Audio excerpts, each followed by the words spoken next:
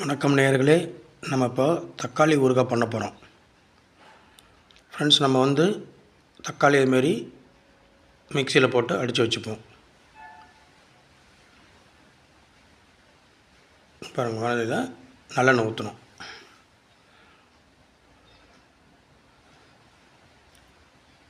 சூடு வந்தவுடனே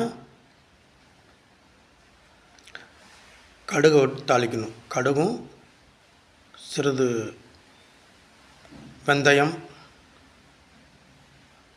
உளுந்து கூட போட்டுக்கலாம். கொஞ்சமாக வெந்தயம் சிறிது அளவு போட்டால் போதுமானது.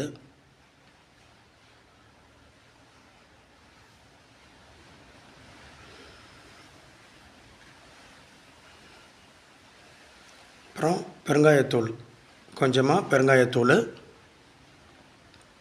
பொடி பண்ணது, நம்ம கட்டி பெருங்காயமாக எடுத்து அதில் பொடி பண்ணி வச்சுருக்குறோம்.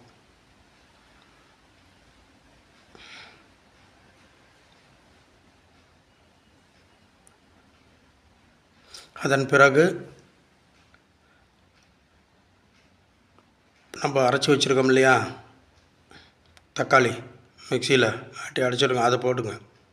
அதை சேருங்க, நல்லா வதக்குங்க.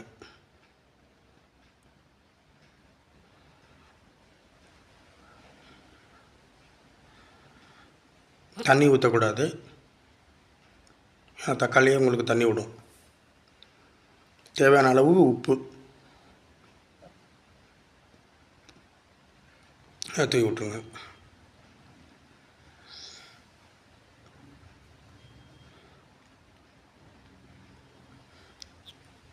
நல்லா பண்ணி கிளறி விடுங்க, நல்லா வதக்கட்டும்.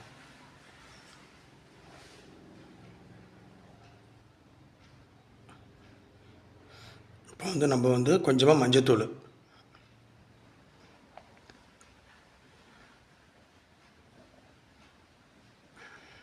கிண்டி விடுங்க.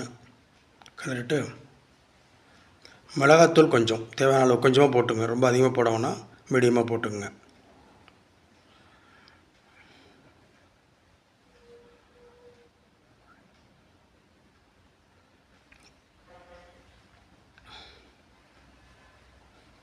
இது பாருங்கள், அதை கிளறி விட்டுட்டே இருங்க.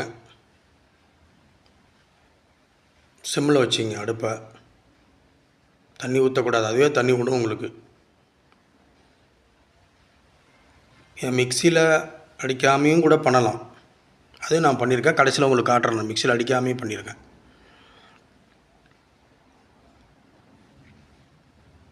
சில பேர் என்ன பண்ணாங்க, சுடு தண்ணியில் தக்காளியை போட்டு தோலை உரிச்சிட்டும் போடுவாங்க, சோலை எடுத்துருவாங்க, எடுத்துகிட்டு போட்டு செய்யலாம்.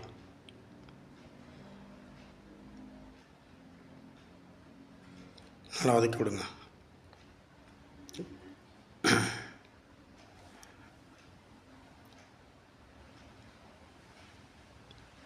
நல்லா கொதிக்கட்டும், மூடி வச்சு மூடுங்க. ஒரு 5லேருந்து 10 நிமிஷத்துக்குள்ளே முடிஞ்சிடும் உங்களுக்கு குக்கிங்கை. பாருங்கள், கொஞ்சம் சுண்டி இருக்குது, இன்னும் கொஞ்சம் லைட்டாக கிளறி விடுங்க.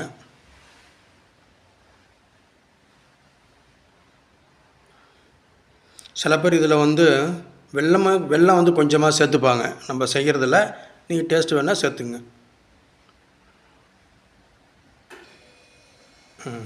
இன்னும் கொஞ்சம் சுண்டனா மட்டும் போதும், முடிய போகுது.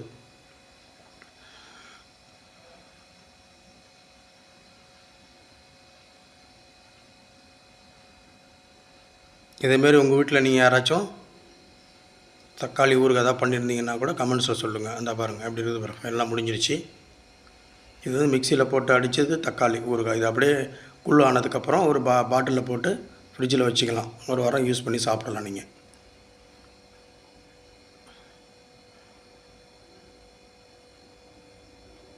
விடுங்க, அவ்வளோதான், முடிஞ்சிச்சு.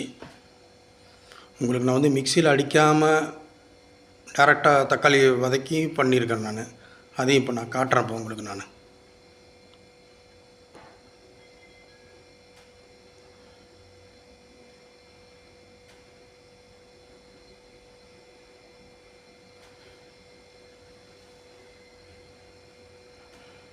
ஒரு இது பாருங்கள், அது மிக்சியில் அடிக்காமல் தக்காளி வச்சு செஞ்சது இது.